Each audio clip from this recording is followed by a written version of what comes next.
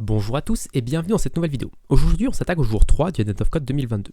Donc dans ce jour numéro 3, ce qu'on va devoir faire, c'est vérifier, enfin on a des sacs ici, chaque ligne correspond à un sac, et dans chaque sac, on a deux compartiments, donc la première partie qui est le premier compartiment et la deuxième partie qui est le deuxième compartiment. On va devoir trouver le seul et unique caractère qui est présent dans les deux compartiments. Et à partir de ce caractère-là, on va devoir en déterminer un score, donc A à Z c'est 1 à 26 et A majuscule, A à Z majuscule c'est 27 à 52. Et après ça, on doit faire la somme de ce score et ça nous donne le résultat. Donc ce qu'on va faire tout de suite, c'est faire notre jour numéro 3.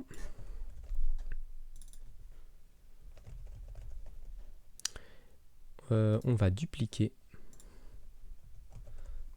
Voilà, notre input. Partie 1, on va retourner 0. Partie 2, on va retourner 0 aussi. Pour l'instant, on va commenter la partie 2, comme ça nous faire gagner un petit peu de temps, on n'aura pas besoin de retaper tous les trucs. Je sais pas si d'ailleurs ça nous fait gagner du temps ou pas, mais... Oula, parce qu'il y a beaucoup de...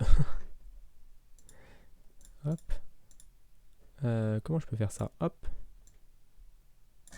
Supprimer fn input, qui va nous renvoyer une statique str.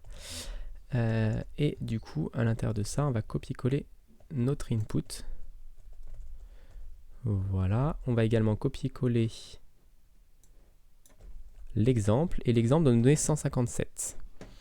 Donc on va copier-coller l'exemple, et l'exemple doit nous donner le score de 157 ici. Touk, ça c'est bon, et du coup, si on lance le test, normalement, on va fail.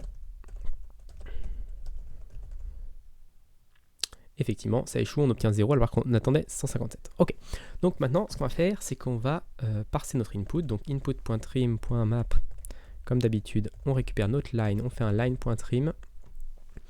Et ensuite, on va la split, la line. Alors, line est égal à line.trim. Et ce qu'on va faire, alors ici, on va retourner 0, on va faire une somme de ça.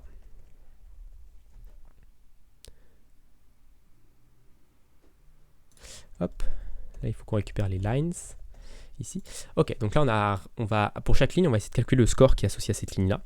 Donc qu'est-ce qu'on va faire? On va split la line, on va faire split at line divisé par 2.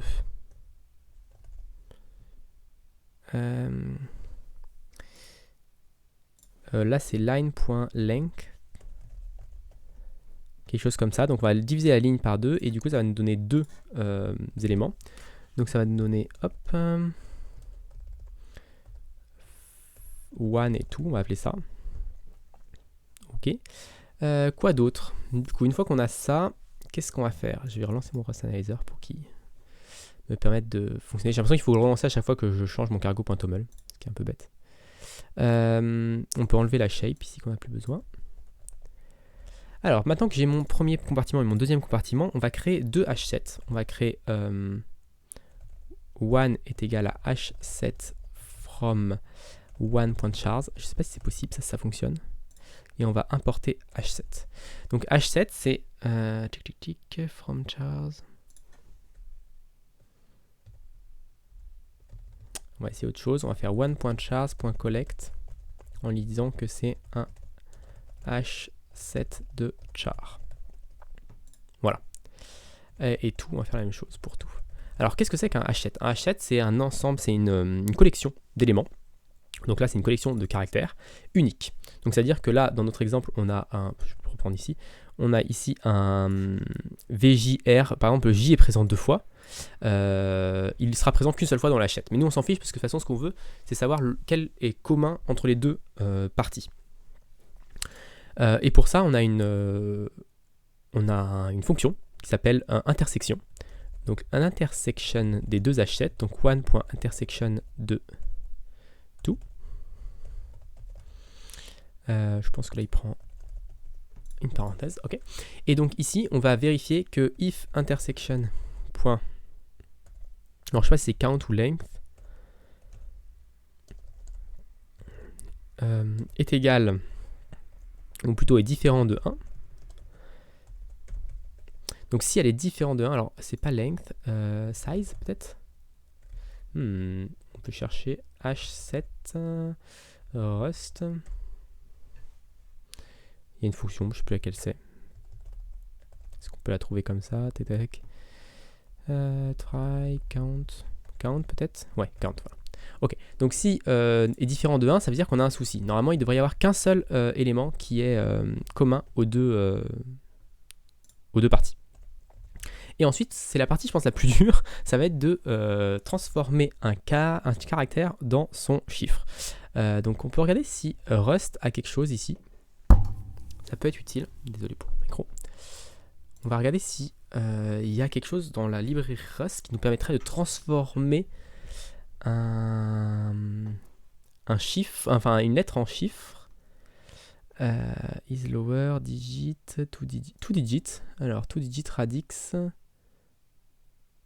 1, two digit 10, 1, F, two digit 16. Non, ça c'est pour transformer un truc en to lowercase, to uppercase, to ASCII, lowercase. Non. Je suis pas sûr qu'il y ait un truc qui permettrait. Ce serait bizarre quand même. From digit, décode UTF-8, décode. Encode UTF-8. Est-ce qu'il n'y a pas un to from char? From U8, parce que ça ressemble à from U8 en fait ce qu'on veut faire, parce que je pense que les chiffres sont de toute façon. Enfin, on veut juste que chaque chiffre. Car from U. Tu vois, car from 32 c'est. Mais moi je voudrais to U8 plutôt que from U8. Est-ce que U8 il a un from str?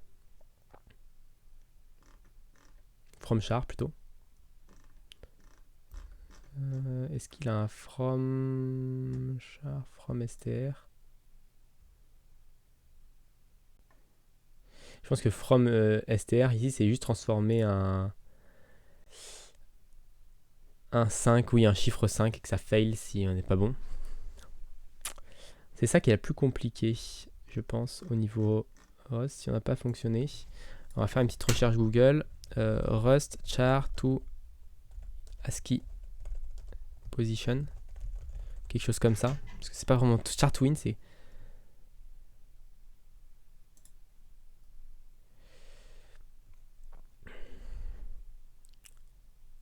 Ah, from char, to digit 10.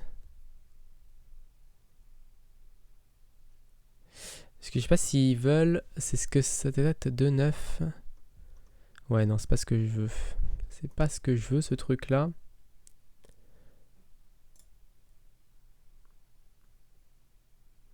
Non, c'est pas ça non plus. Ouais, et bah je vais peut-être le faire à la main. Hein. Du coup, on va être obligé de le faire à la main, ce qui serait un peu embêtant. Est-ce que je peux faire un A moins B par exemple? Est-ce que ça fonctionne ça? Non, A moins B ça fonctionne pas. On aurait pu avoir la différence avec A. C'est embêtant quand même parce que faire à la main c'est ultra relou.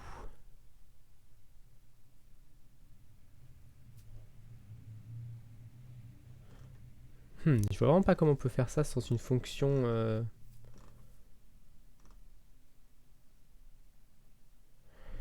Sans une fonction spécifique.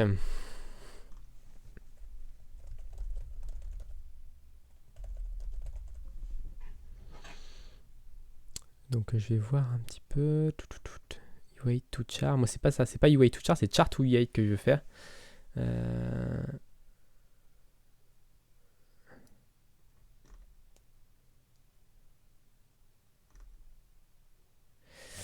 À moins que je le fasse en 16, mais même en base 16, ça fonctionne pas.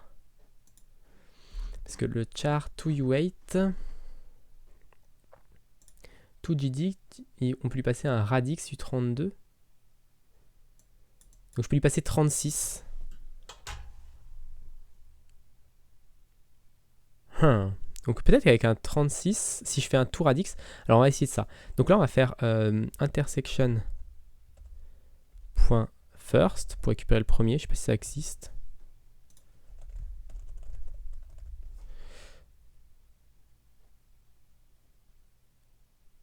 Intersection, char, random state. Alors intersection, on n'a peut-être pas de... On va le collect, le intersection, dans un vec de char. Il veut pas qu'on le collecte. Vec de char comme ça. Donc là, ça a changé en length. Et ici, on pourra juste récupérer first. Et là, on peut unwrap, puisqu'on a vérifié au-dessus qu'on était bien différent de... S'il était obligé d'être 1, donc first, il faut tout réexprimer quelque chose. Ok, donc maintenant qu'on a ça, on va faire result to digit. On a dit 32 le max. Let test est égal à ça. Et je vais faire un dbg de result test. Voir un peu ce que ça nous donne. Et on va tester avec le test. Donc là, S, ça nous donne 28. P, ça nous donne 25. Donc qu'est-ce qu'il veut, lui? Donc le petit P, par exemple. Donc petit P, il veut 16. Donc on va avoir une différence. Petit P, 25. Grand L, 21. Grand P, 25. Le problème, c'est que grand P et petit P nous donnent la même chose. Ok, donc on va faire un truc un peu... ouais, on va essayer de faire un bidouille. Hein. Donc, nous, on veut 16 pour petit p. Et on a 25. Donc, ça veut dire qu'il faut qu'on fasse 25 moins 9. Ok. Donc, si je fais ça moins 9, on obtient... Alors, pourquoi il veut pas... Ah, parce que ça fonctionne pas forcément. Hop, là, ça, je veux unwrap. Ok. Donc là, ça me donne 16. Et ensuite, pour grand P c'est 42. Donc en fait, on veut faire plus, je pense, plus 26. Ouais, c'est ça, plus 26. Donc là, on va faire let mut. Et on va dire if result.is uppercase, is ASCII uppercase. On va faire test plus égal 26. Donc en fait, on rajoute 26 pour ceux qui sont majuscules. Donc le petit p, c'est 16. Le grand L, c'est 38. Le grand P, c'est 42. Le petit v, c'est 22. Le petit t, c'est 20. Donc là, ça a l'air de fonctionner. Hein, donc on peut juste retourner. Hop, test. Et on va renommer ça. Donc quelque chose de plus. On va nommer ça result. Et lui, on va le renommer char intersection. Je sais pas comment on peut appeler ça. Des fois, c'est un peu compliqué. Voilà. Quelque chose comme ça. Et on va voir si le test passe. Oui, le test passe. Ok, donc on n'a plus qu'à lancer notre run. Alors, on a unwrap un nul. Et donc, il a fail, en fait. Je pense que c'est ici le seul unwrap qui, pour moi, peut fail. C'est celui-là. Donc on va faire un dbg de char intersection pour voir lequel plante. Il aime pas le Z.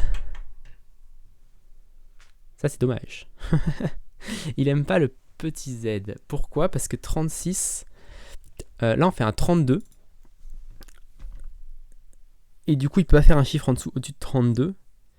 Et 32 moins 9, ça veut dire qu'il y a certains 32 moins 9, ça nous fait du 23. Donc en fait, il nous manque les 3 derniers qui ne peuvent pas être représentés. Il nous manque les 3 derniers qui ne peuvent pas être représentés par ça. Par un tout dit 32. Ah non, c'est 36, c'est bon. J'ai cru. Et 36 moins 9, ça nous donne 27. Donc on peut voir tous les caractères.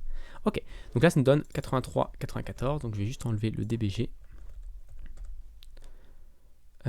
83, 94, et normalement, si on n'a pas dit de bêtises, on devrait avoir le bon résultat. Oui, c'est la bonne réponse, donc on a bien réussi cette partie 1 de ce jour numéro 3. Donc merci d'avoir suivi cette vidéo, j'espère qu'elle vous a plu. Si vous l'avez plu, n'hésitez pas à vous abonner à la chaîne et à la partager autour de vous. Et puis moi, je vous donnerai très rapidement pour la suite de ce Advent of Code 2022.